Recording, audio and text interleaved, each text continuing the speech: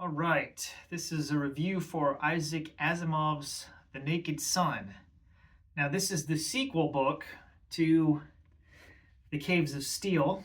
All right, so the characters from this novel, which are plainclothes detective Elijah Bailey and his robot partner R, the R stands for robot, R. Daniel Olivaw, they return.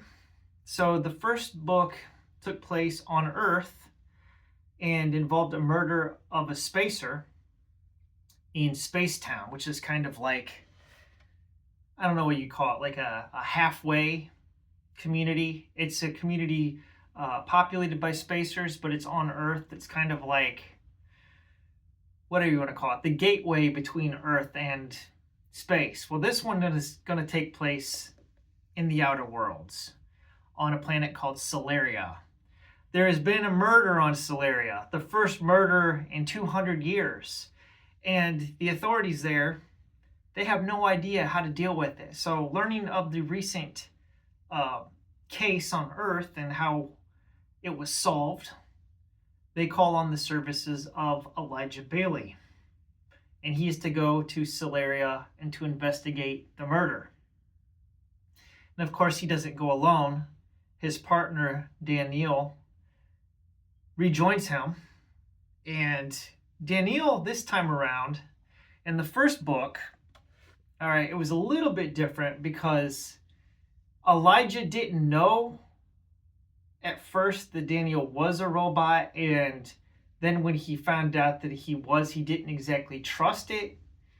Until it became completely obvious when Daniel revealed that he was a robot or an android to his partner. So I thought a lot of the conflict resolution was probably taken care of as far as the relations between the characters, and I didn't know how this one would pan out. But this time around,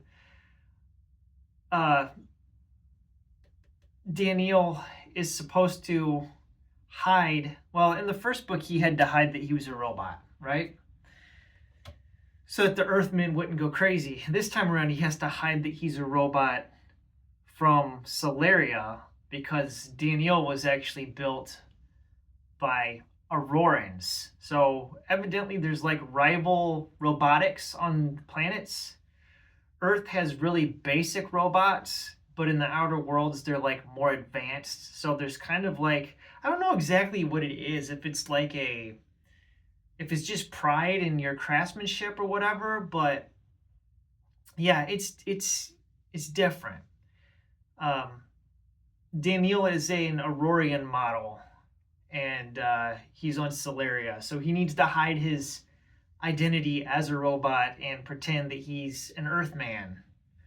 So that's, again, he's trying to stay incognito and fool everybody to think he's a human. But yeah, we get a little bit more about the,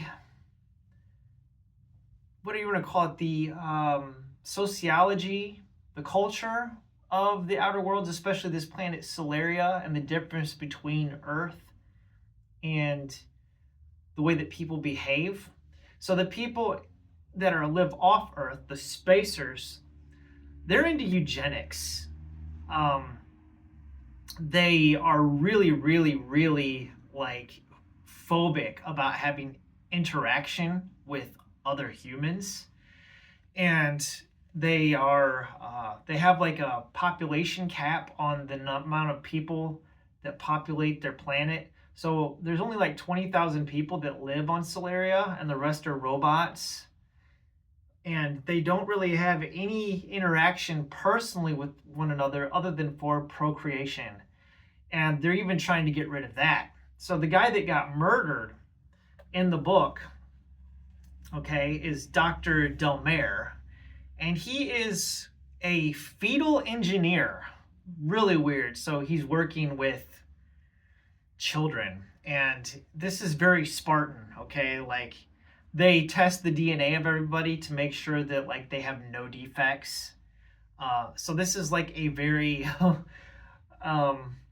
master race society, it's a little bit fascist. So I mean, it's Yeah, we're into eugenics. One of the things I found interesting in here is when Detective Elijah Bailey is investigating the case, he talks to this character named Clarissa, Klorissa, and they're discussing, let's see, what does it say here? It says, Dr. Delmare used to say the time would come when unfertilized ova would be stored in banks at liquid air temperatures and utilized for artificial insemination. And that way, eugenic principles could be truly applied, and we could get rid of the last vestige of any need for seeing, like physically seeing another person, like in person. I'm not sure that I quite go along with him so far, but he was a good man of advanced notions, a very good Solarian. So, yeah. So let me just talk about the Caves of Steel. The Caves of Steel are megacities on Earth. And so men on Earth, Earthlings, have like a phobia of being in open spaces. And the spacers live in wide open spaces, hence the naked sun, okay? Outside of cities, they live in the open.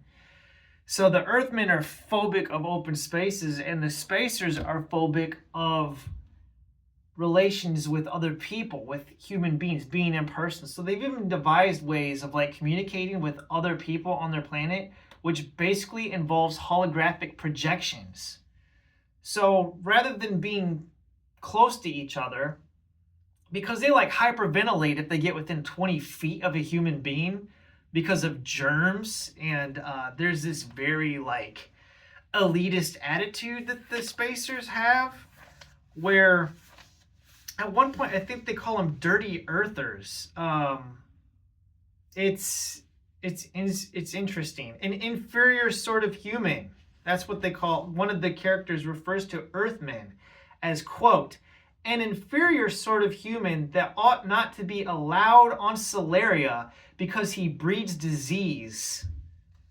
I mean, this sounds like a certain individual on Earth in the mid-20th century that spawned a world war. So, interesting book.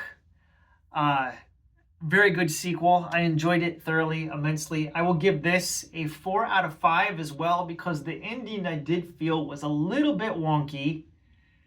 It was just a little bit wonky, and I was like, yeah, I'm not so cool with that. But it was a very enjoyable read. So both of these are great. If you haven't read them, I highly recommend picking them up.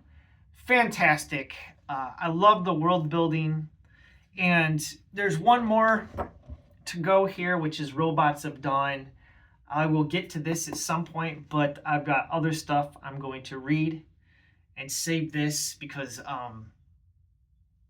yeah, I really like this. Asimov's great. I'm really liking Isaac Asimov, so thumbs up on these robot detective stories here. The Caves of Steel, The Naked Sun. Definitely recommend reading those because I really enjoyed them. Thanks for watching. Have a wonderful day.